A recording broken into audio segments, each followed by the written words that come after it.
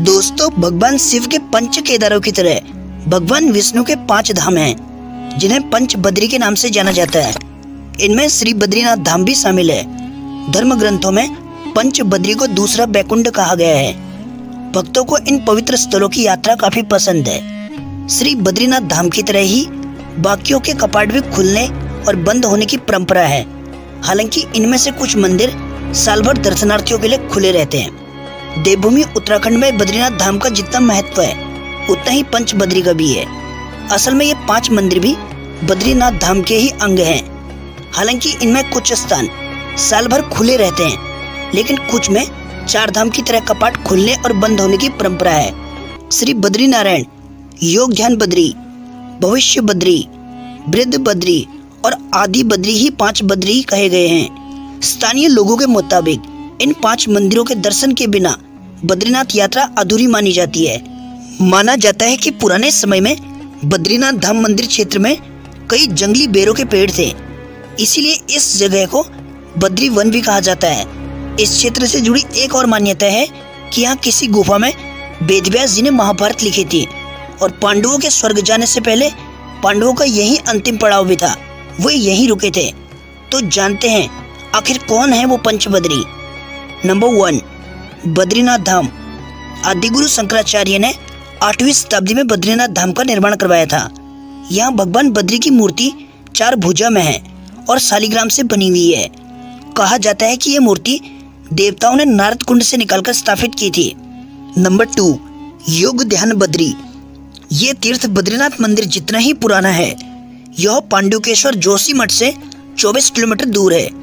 योग ध्यान मंदिर 5 बद्रियों में से एक है। यह ध्यान मुद्रा में भगवान बद्रीनाथ की पूजा होती है। पौराणिक कथा के मुताबिक पांडव युद्ध जीतने के बाद राज्य छोड़कर यहाँ आए थे। इसके अलावा राजा पांडु, जो कि पांडवों के पिता थे, उन्होंने अपने जीवन के आखिरी दिनों में यहाँ आकर तपस्या की थी। कुछ शिलालेखों के मुताबिक आसपास के क्षेत्रों को पांचाल देश या देवभूमि कहा जाता था। नंबर 3, भविष्य बद्री। भविष्य के बद्रीनाथ। भविष्य बद्री का मंदिर ओपन में है, जो जोशीमठ से करीब 17 किलोमीटर की दूर पूर्व दिशा में लता की ओर है। यह तपोवन तीर्थ से दूसरी तरफ है।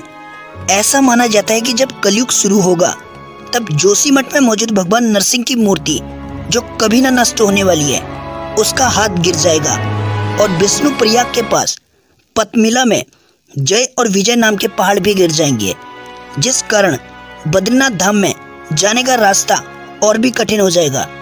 फिर भविष्य बद्री तीर्थ में ही भगवान बद्रीनाथ की पूजा होगी। नंबर 4, वृद्ध बद्री। बद्रीनाथ से 8 किलोमीटर की दूरी पर पूर्व दिशा में करीब 1380 मीटर की ऊंचाई पर अलकनंदा नदी की धाराओं में वृद्ध बद्री का धाम है।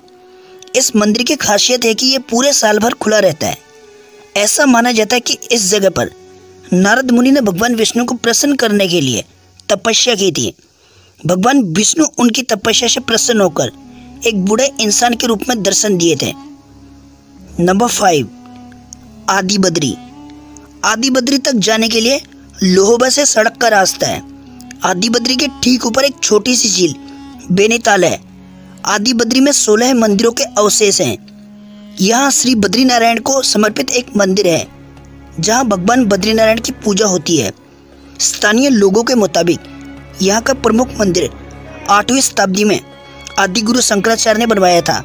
स्थानीय लोगों का ये भी मानना है कि कुछ सालों बाद जोशीमठ से बद्रीनाथ का रास्ता बंद हो जाएगा, तब यह मंदिर तीर्थ यात्रा का स्थान बन जाएगा। तो ये थे पंच बद्री। अगर आपको ये वीडियो अच्छी लगी हो तो लाइक करना, चैनल को सब्सक्राइब करके कमेंट सेक्शन में जय श्री हरि विष्णु जरूर लिख देना।